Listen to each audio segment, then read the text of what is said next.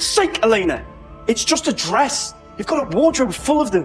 Why do you need to take this one off Marina? She's my girlfriend. Your girlfriend? So what? Today she wants my dress. Tomorrow she wants my money, my career, my life. I suppose you just hand it to her. You're fucking insane, Elena. Marina would never do that. You need to apologize to her now. Apologize? She steals my dress. And you expect me to apologize? Nick, you've really lost it. You're unbelievable. You just wait. Come on, babe. Let's go. Second, don't call me Lena. You've no right. Elena, you are vicious. Marina only borrowed one of your dresses and you go this far to bully her. So what if I am? Go on. Help her if you can. Pay the bill. I built an empire before most kids could even rent a car. I'm not a shadow, and no one, I mean no one, humiliates me.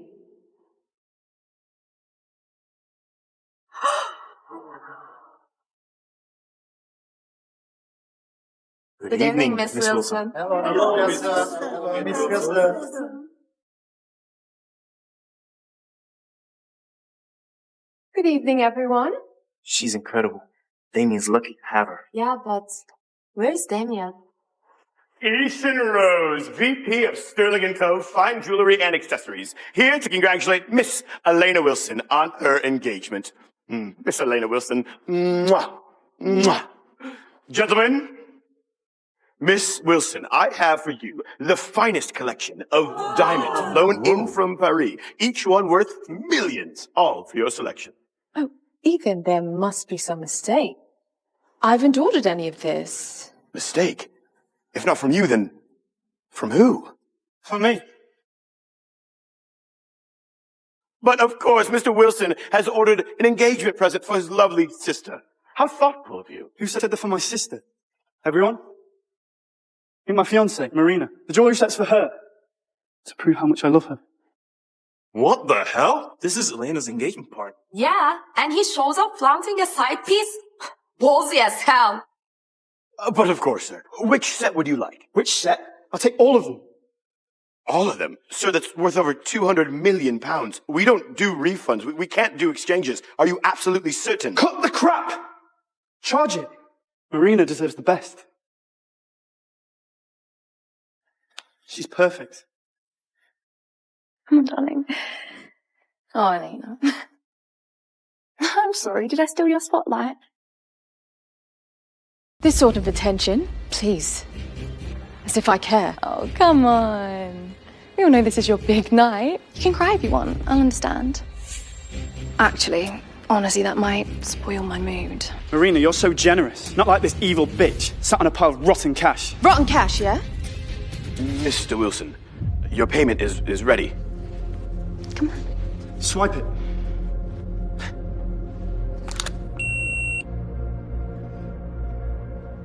Well, is your machine broken or what? It can't be the machine, sir. It's, your card's been frozen. What did you say? You froze my card! Me? Don't flatter yourself. I could only freeze my own card. Oh, that's right. All your cards are actually mine. That's not true, that's not true.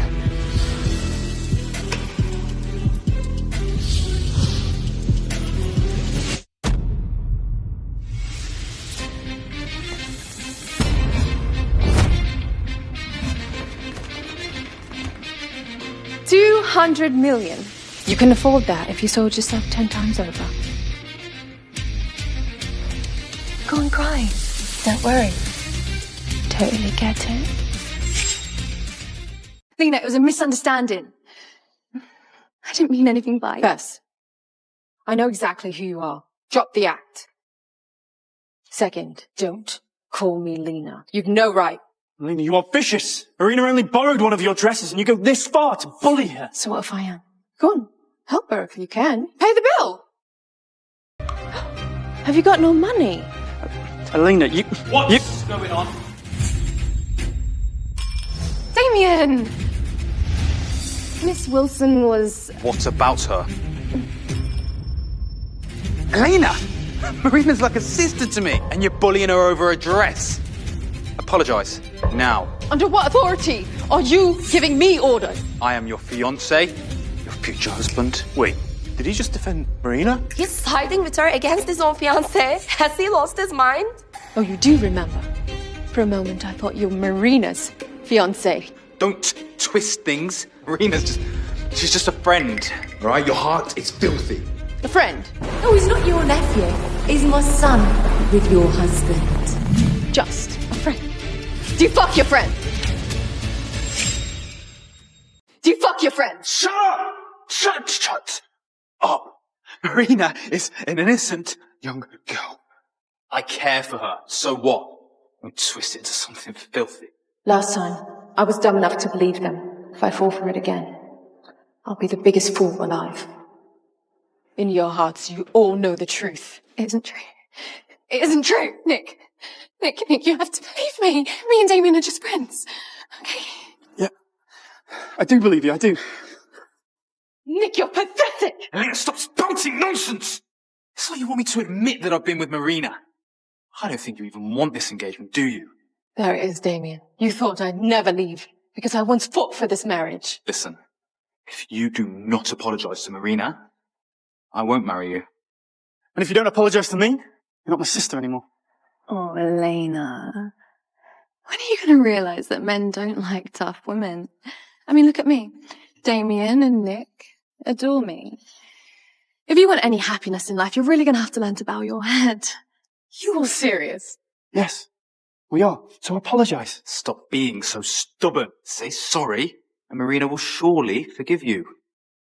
I'll give an apology.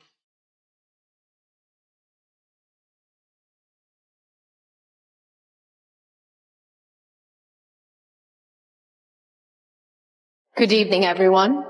I have 2 announcements. First, I'm officially calling off my engagement to Damien Blackwood. Elena, stop this nonsense. Of course, I'll marry you. Marry me. Damien, you truly do make me sick. What the hell does that mean? Oh, let me spell it out for you. Damien Blackwood, you come from a second-rate family. You're just playing dress-up with the big boys. My family sits at the very top. While you're the bastard no one even respects in your family. I'm the leader of my household, the Wilson family. I've already been successful in business, and all of your projects have been a direct result of my success. I'm your greatest blessing. How dare you treat me as if you've done something for me? You and me? Aren't you scared that I'll cut you off as my sister? And what of it? 10 years ago, when our father died, the fortress surrounded. If I hadn't stepped up, this family would have been eaten alive. And you would still be out in the street, begging for scraps. Nikki, every meal you eat, every suit you wear, every penny you waste, chasing women, it all comes from me. If I'm no longer your sister, darling, you would starve. My second announcement. As head of the Wilson family, I forbid Marina Parker to ever step foot in our house again.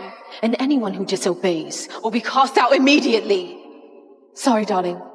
Your dream of marrying rich and being a trophy wife, well, I've crushed it in my hand. So tell me, is that apology good enough for you? Marina! Marina! Elena! You've gone too far! Hey, Nick, don't argue with your sister. She may be harsh, but let her win this one. Marina, you nearly fainted. You don't need to be kind to her. It's not for that. It's because I am pregnant. You're carrying our baby. Yes, and all of this stress is not good for the baby. So please, Nick, make her apologize. You are head of the family now. You're right. Elena, by family law, Marina's pregnancy makes me the new head of the Wilson family. I'll give you one chance. Apologise now, or you're out. You expect me to bow to her? Keep dreaming. Fine. Have it your way. Grandfather, I want to call a family meeting. I'm going to be a father and the new head of the Wilson family. Yes, now. I let them win again and again. Because Marina was pregnant, this time I won't lose. June? Miss Wilson. Go to the Golden Hotel. Get the CCTV footage from the last 3 months. Bring it to me immediately. Marina's been cheating, and it's not Nick's. What? Understood. I'll handle it. Oh, Nick. When you find out the truth, will you stay by her side?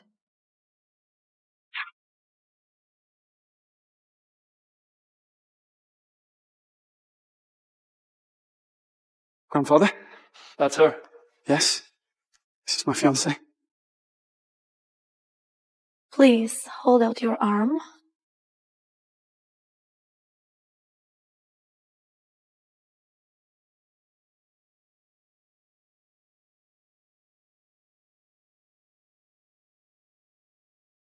She's pregnant. Yes, you're gonna be a father. By order of family law, you are now the head of the Wilson family. Whatever you decide, we will follow. Elena, you heard what Grandfather said. I'm the new head.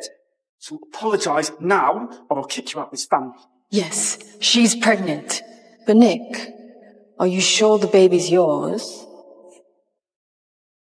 That is enough! How dare you!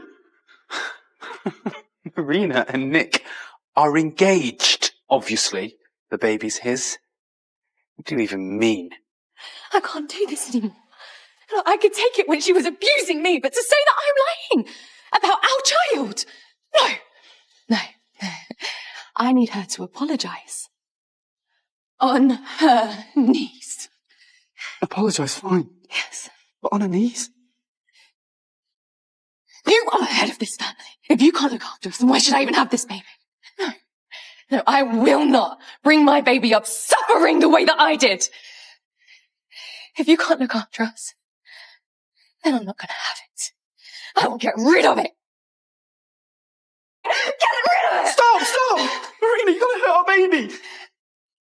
All I want is an apology. Come on, Nick. Is it really that fucking difficult? Elena, you heard what she said. Apologise on your knees. And maybe I'll forgive you. Otherwise I'll cut you out. Money, family, everything. You'll have nothing left. So, you trust her over me?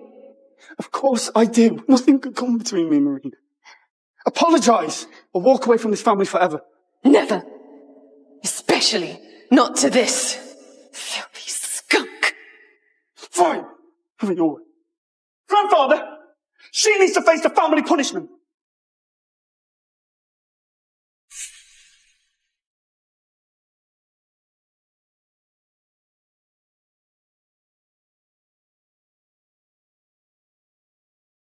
Nicholas, she's still your blood. Punishment is easy, but mending family bonds, that's hard. Nick, you are the head of the family now. Please. Fine.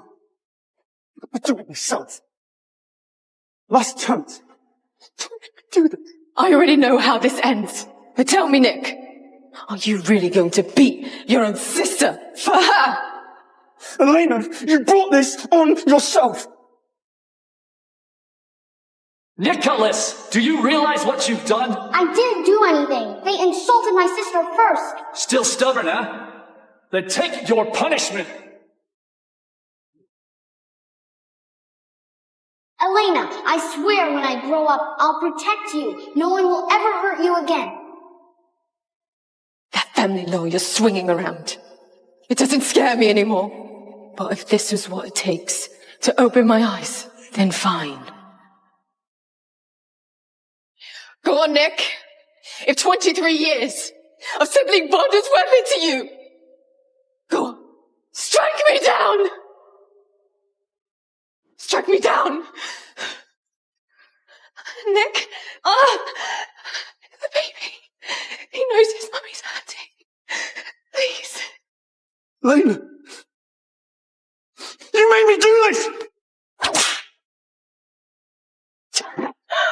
The first strike was for humiliating my woman.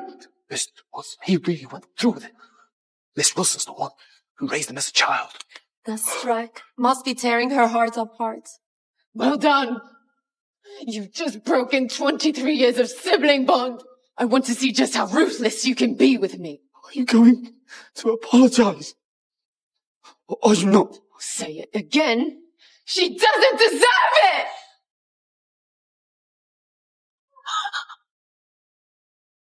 The second strike is for defying the new head of the family. Well done. This strike has shattered our family blood ties. The bond our parents gave us is done. How dare you? The third strike. The third strike. Do you even know what the third strike is for? Well, let me help you. The third strike is for my blindness in raising an ungrateful bastard like yourself. How dare you prioritize this woman above your sister? You deserve hell. Are you done hitting me? Nick, she still hasn't apologized. You don't want this baby, Nick. Boss, I've got the proof. I've got the proof. On your knees and apologize! Please wait for me. Please, please, please, please, please. Nick, I do wonder, will you regret this one day when you see her true colors? Will you still love her? I trust Marina. For her and the baby, I have no choice. On your knees! Stop! Stop! I've got the evidence of Marina's infidelity. Ryan! We simply can't get his behavior under control anymore. Open up, Ryan! What's your problem, freak? Ryan! What the fuck are you doing? Huh? Seriously? Are you fucking kidding me? This is sex! Idiot! You get that? Come on, Ryan. Since when does our Miss Nerd know sex? You do? Ryan, this can't be real. You cheated on me? Fuck. You're such a fucking cockblock, Lena. Ryan! Why? You promised forever with me to marry me! Lena, Ryan's a billionaire's son. He's just messing with you. Look at yourself. Who do you think you are to marry him? Ugly. Dead broke. Shit in bed. Marry you? Are you fucking kidding? You fucking prick! I'm gonna scream to the whole world that you cheated on me and you're gonna fucking pay for it!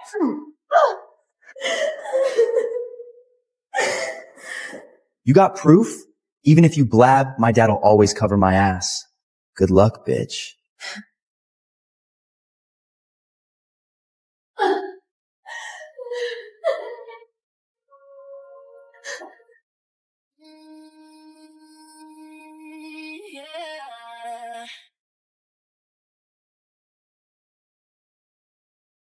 You tonight, baby?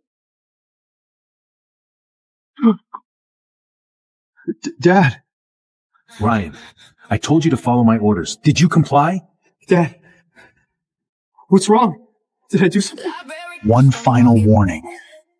Step out of line again, and I will make you do things you have zero desire to do.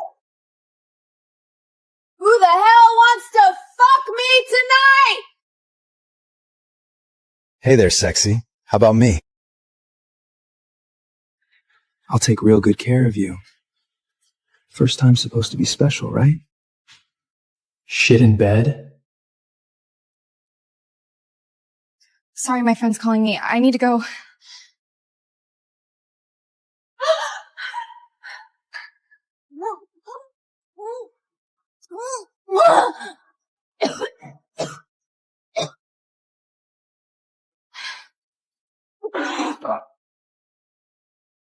You spit on me? I said drink!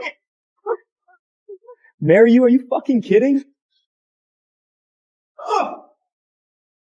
Get out!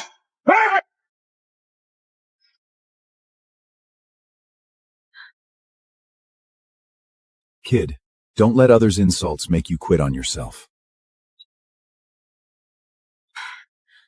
Shut up, old man.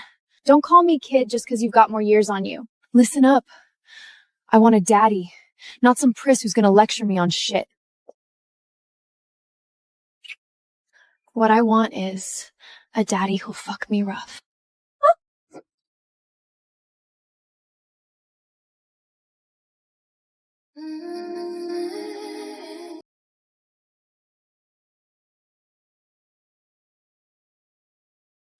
Lena, where are you? Jennifer is going to read your secret diary. Get to school now! Oh god, seriously? Guess I'll have to make do. I'm done pretending. Well, I figure I should at least get a good look at the guy I just spent the night with. Oh my god, his body is so hot!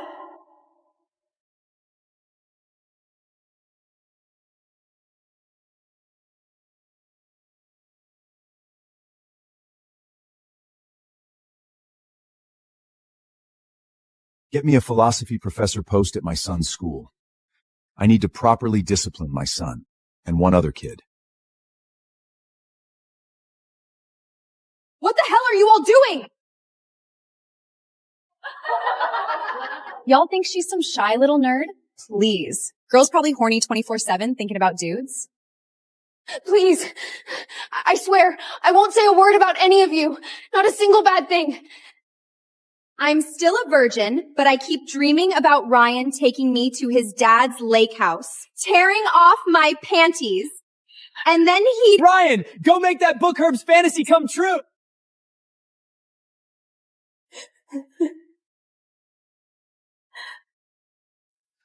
You really should have told me earlier.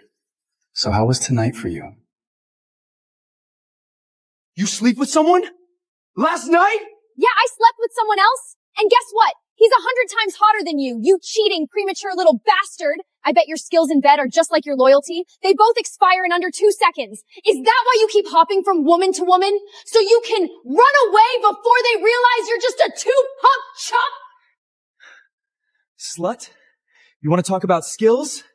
Fine, I'll show you just how skilled I am.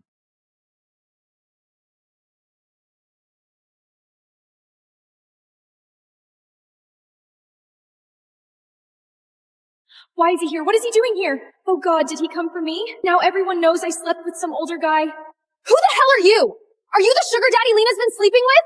If he is, damn, he's way hotter than Ryan.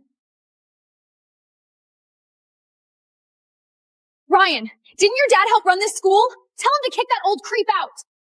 Get ready to be expelled.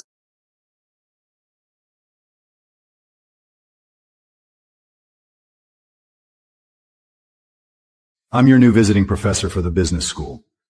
Since when did we get a visiting professor?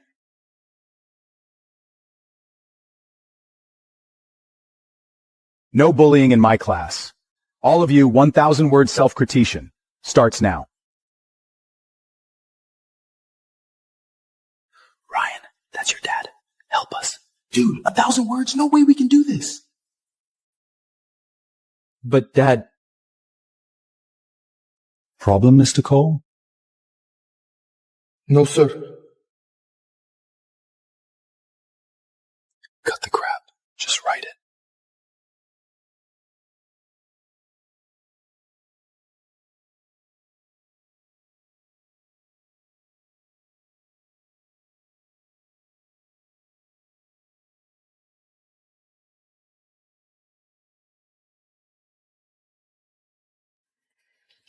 Professor, please, don't hold back. Tell me, Lena, do you like it when I use this on your pretty little ass? God, yes. It makes me feel alive.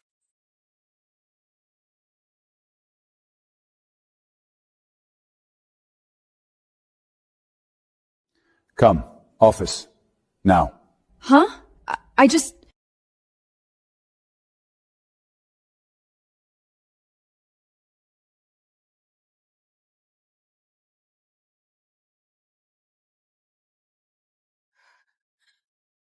Take off your shirt. Wait, what? Tell me, what were you just thinking about? Professor, I was just wondering why you asked me here. What were you thinking about last night? Look at me. I want to hear you say it. What? No, Breathe, kid. I'm just here to take back my shirt. I'm more than just your professor. You know that.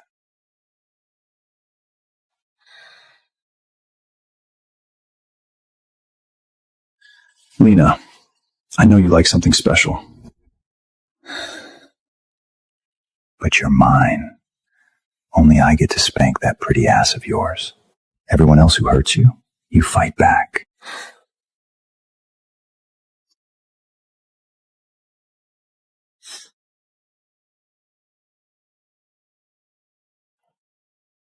Wait, isn't that Lena's shirt? Dad? Why are you wearing Lena's shirt? It's not a big deal. Why are you always picking on Lena anyway? She's a slut, okay? Her diary's full of those freaky fantasies. Dad, I broke up with her already! Then keep your distance. Wait, when did you even show up as a visiting professor? You know why? I'd rather keep an eye on you myself than let you embarrass me at the board meeting. Listen closely, Ryan. Stay away from her. It's for your own good.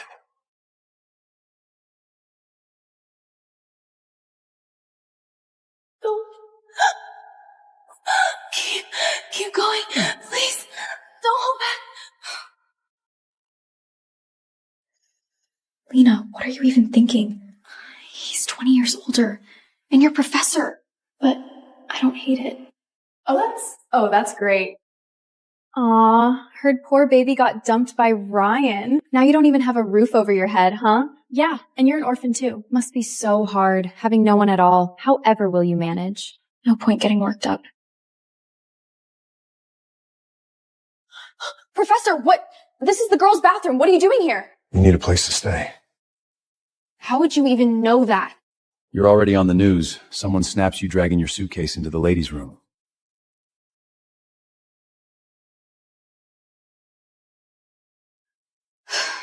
I'll handle it myself. Lena, stay at my place!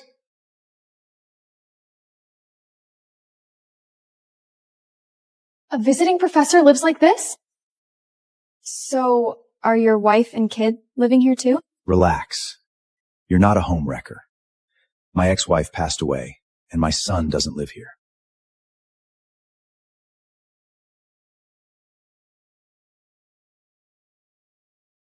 Ryan? Why does his son look just like Ryan?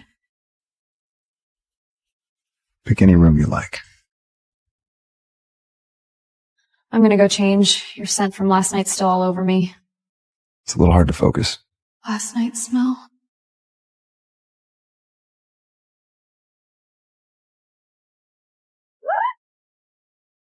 Damn, he's into all this? So you picked this as your room? I was just curious! Let me help with that. What are you doing? Just feeding your kid. My sister and I were reborn on the very day we were to be sent to the demons as sacrificial vessels. That day, our husbands... Then, my wife asked me to trade it all in for her. I earn enough for both of us. Put down the scalpel and take care of our home. For 5 years, I buried 8 years of medical training under laundry and home-cooked meals. I became the invisible husband. But Serafina was an icy wife. Love is not about the fiery passion, Adrian. It's the mutual respect.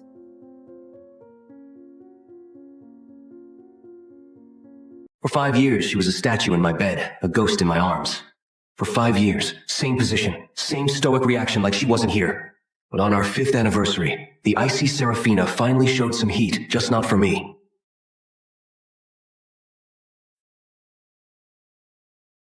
But still, it was our 5th anniversary. I took the afternoon off from the hospital to prepare a surprise candlelight dinner. I spent hours in the kitchen, orchestrating a symphony of flavors, feeling a rare surge of hope. I snapped a photo of the feast and called her. What? Hey, when are you coming home? I made a massive dinner for us. Should I come pick you up? Don't bother. I'm working late, and I have to leave for a business trip tonight. Don't wait up. The line went dead before I could mention the anniversary. The disappointment was heavy, but I buried it under the excuse of her career. Then, the hospital called. An emergency transfer was coming in a male patient with a delicate, traumatic injury. I rushed to the ER, ignoring my empty stomach.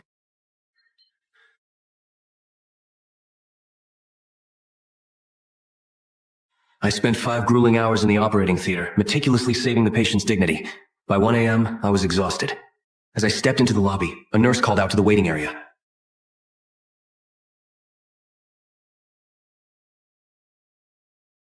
Family for Julian White? Is anyone here for Julian White? A woman awoke from deep sleep. Despite her mask, I knew that silhouette better than my own. Here, I'm with Julian. I froze. My wife, who was supposed to be miles away on a business trip, was standing 10 feet from me, her eyes brimming with a terror she had never shown for me. She was still wearing the beige midget dress she had left in that morning. Her hair was still perfect, the gold bracelet I gave her gleaming on her wrist. The business trip was a fiction. The overtime was a lie. I watched, paralyzed, as Julian was wheeled out on a gurney. Celefina rushed to his side, her hands trembling as she reached for him. As they passed me, I finally saw his face, Julian White, the white moonlight, her first love, the man whose ghost had haunted the corners of our marriage for 5 years. The world tilted. The 5-hour surgery, the hunger, and the sudden, violent realization of her betrayal crashed over me. My knees buckled. Adrian! Are you okay? I'm fine. Just a bit of low blood sugar. Serafina didn't even look at me. I was just another masked surgeon in a hallway full of them. She was too busy whispering to Julian as they boarded the elevator. I sat in the lobby for an eternity, staring at the floor until my eyes burned. Eventually, I found myself outside Julian's recovery room. Through the glass, I saw her. She was fussing over his pillows, her movements filled with a desperate, aching tenderness. My wife, the woman who claimed intimacy was unnecessary, was currently holding another man's hand with a devotion that bordered on worship. Business trip, overtime, Julian. I whispered the words to the empty hallway. The irony was a poison. I had spent 5 hours saving the very man who had just destroyed my life. I had used my skills to ensure he could return to her arms. I sat there until the silence became unbearable.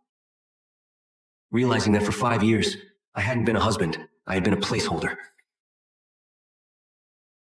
I turned to leave, my body feeling like lead. Suddenly, the door to the room swung open. Doctor, help! She nearly ran into me, her face pale with panic. I lowered my head, my mask still firmly in place. She didn't recognize me. She sprinted past me toward the nurse's station, returning seconds later with a resident on duty. Please, you have to check him. Julian says he's in pain, and he can't feel his legs. Please, save him! She brushed past me again, her frantic energy filling the room. She didn't look at my eyes. She didn't notice the way I stood. To her, I was a ghost. I walked to the locker room, stripped off the scrubs that smelled of antiseptic and lies, and drove home in a trance.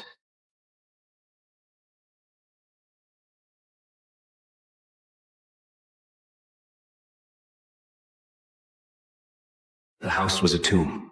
I lay in the dark, the silence ringing in my ears. I opened our chat and typed 1,000 words of fury and grief, but I couldn't press send. Instead, I sent a lie of my own. Hey, honey, I just got back from a late call. How's the trip going? Hope you're resting well. I waited. The minutes turned into an hour. The read receipt never appeared. I finally fell into a shallow sleep, haunted by images of them together. When I woke, the sun was blinding. My phone was still silent. No reply, no explanation, just the cold, hard vacuum of her absence. I realized then that I wasn't waiting for her to come home. I was waiting for the strength to let go. 5 years of devotion had been built on a foundation of sand, and the tide had finally come in. I was washing my face when I heard the front door open. My heart hammered against my ribs as I stepped into the living room. Serafina was there. Beside her stood 2 massive suitcases. She was still in the beige dress, her expression returning to its usual mask of icy indifference. You're back from your trip early. Yes. She didn't offer a lie. She didn't offer an apology. She just looked at me as if I were an intruder in my own home. I waited for the truth, for a shred of honesty that might save a piece of my soul. Those suitcases belong to a friend. He just had surgery and has no one to look after him. I'm bringing him here to recover this afternoon. The last flicker of hope died. Okay. I said it so quietly I wasn't sure she heard me. She looked at me then, a flicker of surprise crossing her face at my lack of resistance. But the fight had left me. I walked into the bathroom, let the cold water numb my skin, and left for the hospital without looking back. The afternoon shift was a blur of static. I moved through the wards like a machine. I was a man without a home, a husband without a wife. Just before my shift ended, there was a knock on my office door. It was the dean's assistant. Dr. Adrian, Dean Sterling needs to see you immediately. I stood up, my mind racing. Had I made a mistake?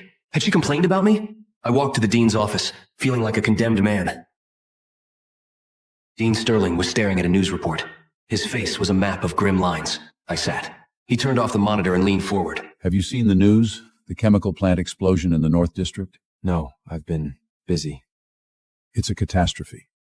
Toxic reagents have been released into the atmosphere and the water table. The local hospitals are overwhelmed, and the medical staff are dropping like flies. It's an airborne neurotoxin. High risk, high mortality. He paused, studying my face. The government is calling for an elite volunteer team to man the field hospitals. It's a dangerous mission, Adrian. Possibly a one-way trip. But if you go, and you come back, the department head position is yours. I thought of the suitcases in my living room. I thought of the man currently taking my place in my bed. I thought of the 5 years I had spent begging for a love that was never mine to begin with. I'll go. Adrian, think about it. Talk to your wife. It's a high exposure zone. You might not make it back. I don't need to talk to her. I'm ready to leave tonight. I saw the shock in the dean's eyes, but I didn't care. I didn't want the promotion. I didn't want the glory. I just wanted a place where the poison outside matched the poison in my heart. If I was going to die, I wanted it to mean something. I wanted to be somewhere where the pain had a purpose. Dean Sterling's words about the suicide mission echoed in my ears, but they felt like a lifeline rather than a threat. The drive back was a blur of neon lights and hollow silence. I needed to leave. I needed to be somewhere where the stakes were life and death, because my life here had already died. When I pushed open the front door, the air in the apartment felt different, suffocating. I froze at the entrance. There, reclined on my sofa in a silk robe, was a man. He looked up with a lazy, proprietary gaze. Julian. He was leaner than in his photos, his face pale with a fragile, tragic beauty that seemed designed to elicit pity. Julian, I poured the soup for you. Her voice drifted from the kitchen, uncharacteristically soft, humming a tune I hadn't heard in years. She stepped out, holding a delicate porcelain bowl of steaming broth. When her eyes met mine, her smile didn't just fade, it vanished. A flicker of guilt crossed her face, replaced instantly by a defensive coldness. You're home? This is my friend, Julia. He's weak after his surgery and has no one else. He'll be staying in the guest suite, well, for a while. I looked at the table. She had prepared a 4-course meal. In 5 years of marriage, she had never cooked for me. Not once. I didn't even know she knew how to make soup. Adrian, right? Sarah tells me you're a brilliant surgeon. Truly impressive. I've heard so much about you. He called her Sarah, a nickname I was never allowed to use. He looked at me not with gratitude, but with the quiet triumph of a conqueror returning to his throne. Adrian, Julian greeted you. Don't be rude. I looked at her, then at him. The rage I expected didn't come. It was replaced by a profound sense of absurdity. I'm tired. I turned toward our bedroom, wanting only to close the door and vanish. But when I turned the handle, the sight inside stopped my breath. My linens were gone. My pillows, my books, the clothes I usually left draped over the chair, all gone. The room had been scrubbed clean of my existence. In the corner stood a solitary, packed suitcase, my suitcase. Julian needs a proper bed to recover. You're always at the hospital anyway. I've booked you a suite at the Hilton on Spring Road for the week. Your ID is at the front desk. You're kicking me out of my own bedroom? For him? It's temporary, Adrian. Don't be so dramatic. Suddenly, Julian appeared in the doorway, leaning heavily against the frame, clutching his abdomen. Sarah, please don't fight. It's my fault. I'll go sleep in a hotel. I don't want to come between a husband and wife. He began to cough a wet, theatrical sound. Serafina moved instantly, catching him with an agonizing maternal protectiveness. No, you're not going anywhere. You're too weak. Look at what you're doing to him, Adrian! Just leave. Give us some peace.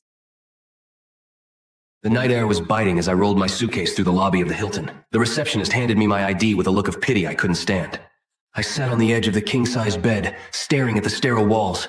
My life was packed into a single polyester bag. I unzipped the side compartment to find my toothbrush, but my hand brushed against something hard and square. It was a black, leather-bound notebook.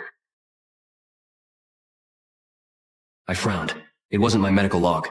It had an old-fashioned brass latch. On a whim, I tried the combination of Serafina's birthday. It opened. The handwriting inside was elegant, slanted, and unmistakably hers. She must have packed it by mistake, confusing it with my journals. August 12th. He left today. The airport felt like a tomb. Why didn't he look back? My heart flew away with that plane. I felt sick. I flipped through the pages. Years of entries, all addressed to a him. July 15th. Your birthday. I bought a cake and ate it alone in the dark. Julian, are you cold over there? Do you miss me at all? I kept reading, the dates crawling closer to the present. My own name finally appeared near the end. October 27th. My parents like Adrian. He's stable. He's a doctor. We're getting married next month. But Julian, if you ever came back, what would I do? I'll never forget you. Never. The diary ended there. 5 years of marriage, and I was nothing more than a stable placeholder. A ghost in my own house. I didn't sleep. I spent the night staring at the city lights, the diary open on the nightstand like an open wound. I didn't feel like crying. I felt like a prisoner who had finally been shown the key to his cell. She didn't love me. She never had. She had used my stability to fund a life while she waited for her moonlight to return. I pulled a sheet of hotel stationery from the desk. My hand was steady as I wrote the words that had been 5 years in the making. Serafina, let's end this. The divorce papers will follow. I called Dean Sterling at 6 a.m. I'm ready. When does the transport leave for the disaster zone? Known, Adrian. Are you sure? You sound different. I've never been more certain of anything in my life. I left the suitcase at the hotel front desk, addressed to her. Let her find her past and her future in that bag. I was heading into the gray fog of the chemical clouds, where the only thing that mattered was the pulse under my fingers. My name is Grace. I'm a servant here on Olympius, blessed with an immortal life. For 300 years, I have scrubbed the golden floors and polished the stars, just to afford this, my dream wedding. And now, I'm finally marrying my dream man. Now you may exchange rings. This is my husband-to-be, Max. He hasn't found his path yet. No job, no titles, but I've saved enough over the last few centuries for the both of us. I'm sure life will get better and better.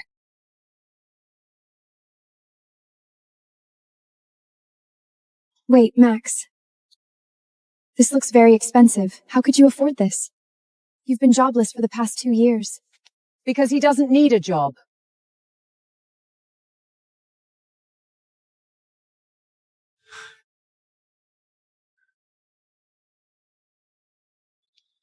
He never needed to worry about money. I'm sorry. Who are you? I'm Groom's mother. I'm here to give my son my blessing.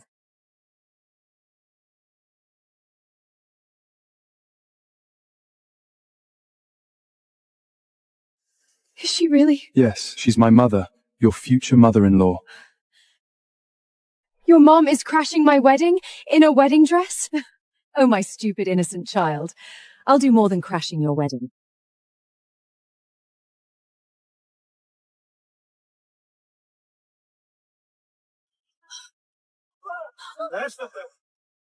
What is happening? Isn't this clear? My son, not Max, is a god. We are the gods of Olympus. What?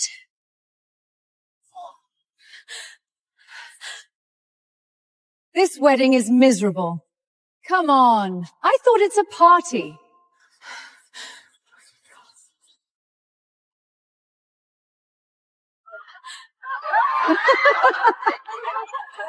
That's more like it. But this decoration, ugh.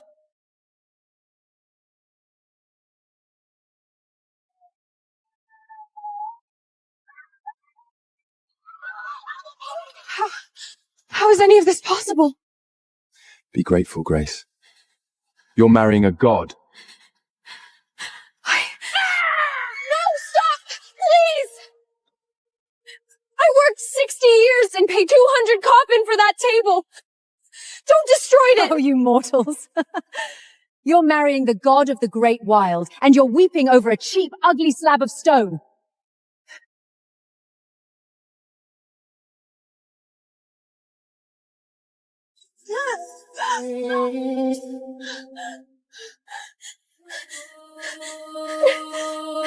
Grace, you should consider it the greatest honor of your life. To marry me, the god of the great wild. Finish the ceremony with me. Now!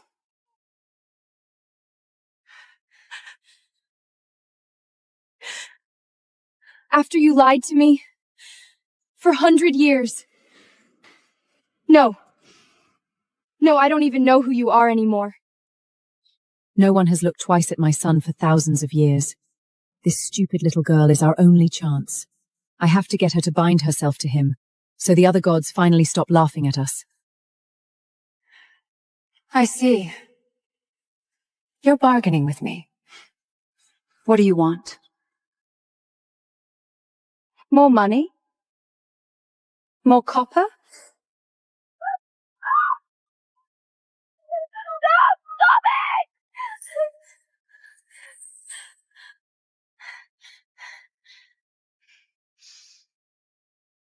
I am blessed with immortal life. I can make my own money for as long as I need. I am not marrying someone who watched me work 300 years for this wedding and then announced he was a god at the wedding. And who do you think blessed you? What do you mean? How did you think a low-life servant could suddenly live as long as we do? Did you do this to me? I did. I'm a god, Grace. I give you an immortal life so we can be together forever. You're a god and you watched me work for 300 years. Watched me scrub floors until my back broke, knowing you could have waved your hand and given us all of this. Why, Pan?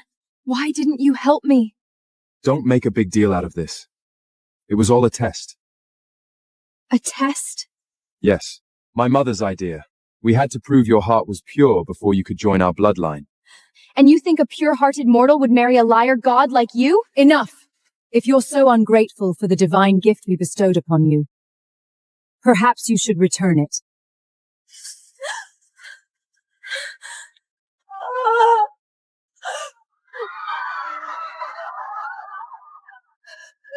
What is happening to me? Say yes to the wedding, or I take back every second of the life my son gave you. No! Then die, mortal. Stop!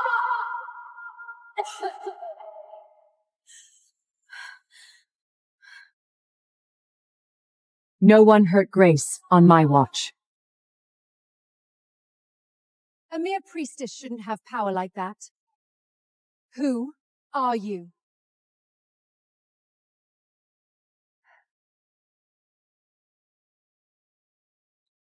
You aren't the only powers on Olympus. Are you all right, child? I think so. Did you just save me? Yes, I did. Like I said, they aren't the only ones with a say in your fate. I asked who you are. Do you remember, Grace, when you were scrubbing the floors of the old house?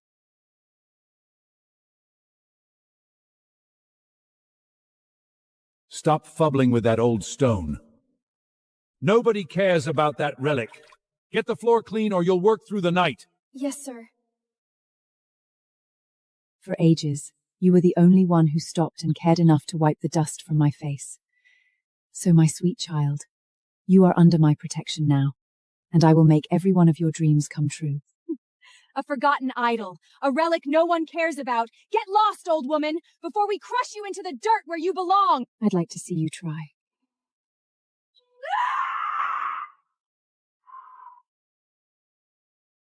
Look out! That's not possible! Son, now!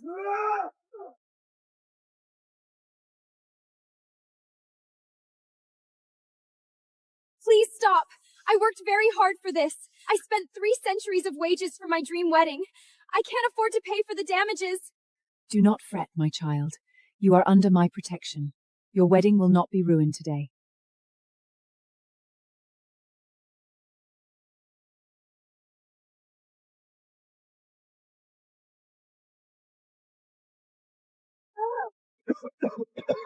Who is she? There is no way a god this powerful exists on Olympus without us knowing her name. We'll find out. I'll make sure of it. You said this was your dream wedding. Do you still wish to marry him? Not anymore. He may be a god. But he's a liar. He almost killed me. I'll never marry him. You ungrateful girl! You don't know how privileged you are to marry a god! I'd rather marry a wandering beggar than a god like your son. A beggar suits you then. A floor-scrubbing servant and a nameless drifter. You'll be the laughingstock of Olympus. You! She won't be marrying a beggar. She will marry my son. She will marry the mightiest god in Olympus. What? Oh, please. A forgotten priestess now claims to be the mother of the highest gods in Olympus. So who's your son, Zeus? You're more delusional than I thought. If she's the mother of Zeus, then I'm the king of the underworld. Give it up, old woman. Grace, do you still wish to be a bride today? Yes. I've waited 300 years for this wedding. I cannot bear to lose the day entirely. And it's time my son stopped playing house and came home to his responsibilities. Zeus, come back to Olympus now. You're getting married today. What? Fate, I need a favor. Yes. My mother is in my head. She says I'm getting married. I need to go back. Take me there, now. Ah, I see. The Queen Mother doesn't know about the bet you lost, the one that requires you to live a fragile mortal life for 3 months. She doesn't need to know. This is perfect timing. Take me back. I'll manifest as the king of Olympus, and we'll call the bet even. No. Deal is deal. 3-month mortal life, no powers, no lightning bolts, and absolutely no accidental immortality. You promised. Happy wedding day, Zeus. Oh, forgive me. You're mortal Alex now.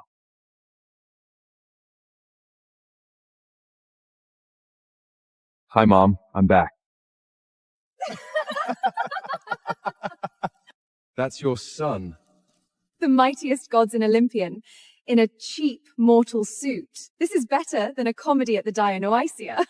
Okay, first of all, this is Armani. It's not cheap. Second, Son, what happened to you? Why are you mortal? I lost a bet to fate.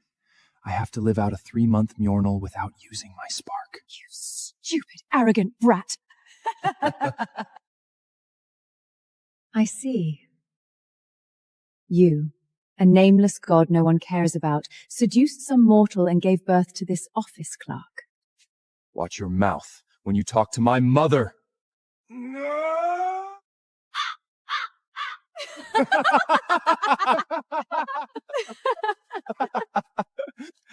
Look at you, a broke, useless, dirt-born mortal, pretending he belongs on Olympus. Know your place, mortal. You're just a loud-mouthed stray, barking at gods far above your station. You know what? Even a mortal man has more honor than a lying, arrogant piece of shit like you. Interesting little thing. She's defending me without my thunder. What did you just say to me, servant? I said he may be mortal, but he has more honor than the two of you put together, you lying, cruel gods.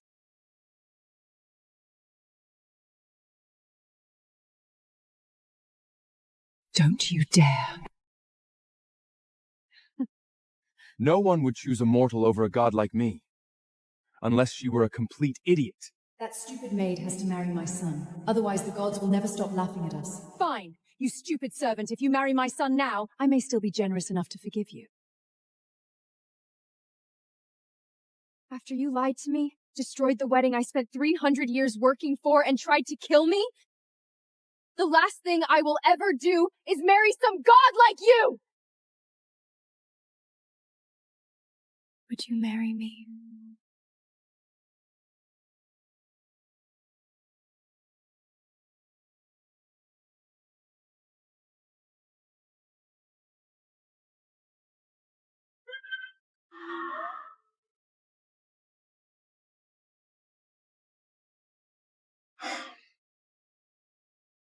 Mom, you want me to marry a stranger?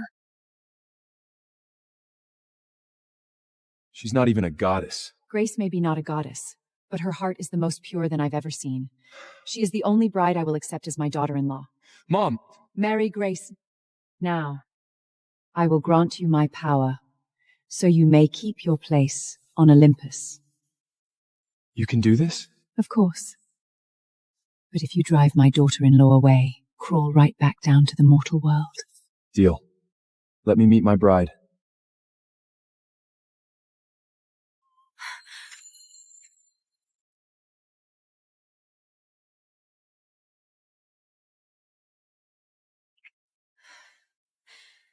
Grace, I'd be honored to be your groom.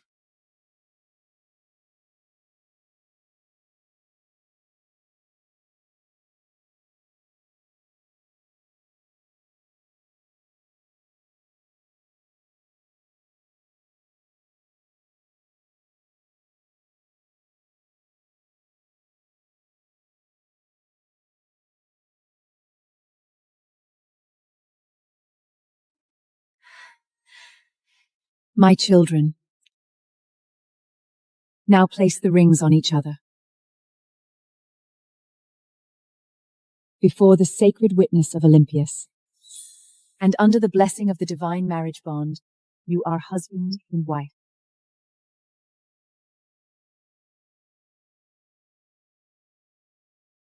You little whore! What have you done? You really chose to marry some mortal over a god? Trash belongs with trash.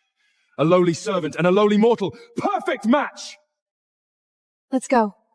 Don't listen to them. You betrayed me. Who said you can leave? I'm not done with you yet. My wife wants to leave. So we're leaving. His wife? I'm really his wife now. Leave with what? Your mortal feet? What's wrong with walking on our own 2 feet? There's nothing shameful about being mortal and earning our own way. She's kinda cute. Always defending me. Oh, is that so? Then let me show you exactly how pathetic that mortal life of yours is.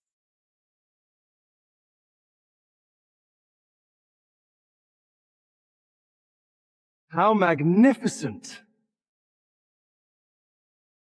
This could have been yours. Now it's too late. Regretting your choice with the mortal yet? Oh my god. You're making all this noise over a low-grade carriage. Shut your mouth! This is a custom divine carriage! Only 10 in all Olympus. A mortal like you has never seen one before. Sweetheart, in my household, even the attendants ride carriage like this. This is what you brought to a wedding? Please. A forgotten idol and her mortal son pretending they own divine carriages. How embarrassing. Be real! You couldn't afford this if you worked 3 lifetimes. Go on then. Bring out your carriage.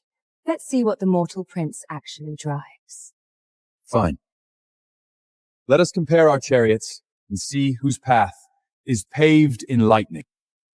Goddess, please. I don't want my husband be humiliated because of me. Let's just get out of here. Relax, sweetheart. Enjoy the show. I seriously can't wait to see your sad little mortal wagon. Does it even have steeds like ours, or do you just drag it yourself? Mortal, save yourself the embarrassment. You will never be worthy of a divine carriage. Those are for gods, not the likes of you. Shall we make a wager, since you're seeking your own ruin? If your carriage is worth less than mine, Grace belongs to me forever. She shall be cast into my wild woods as a vessel to carry my monstrous bloodline for eternity. Grace is my wife.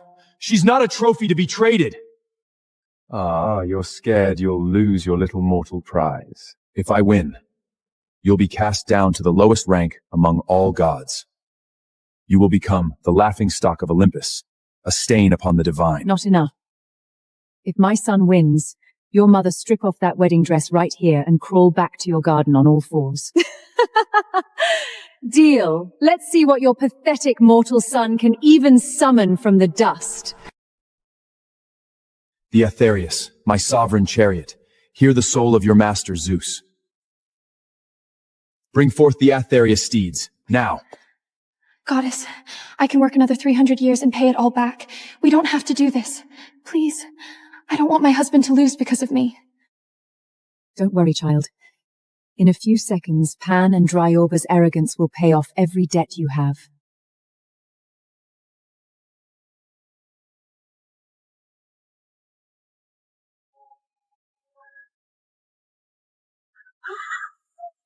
What?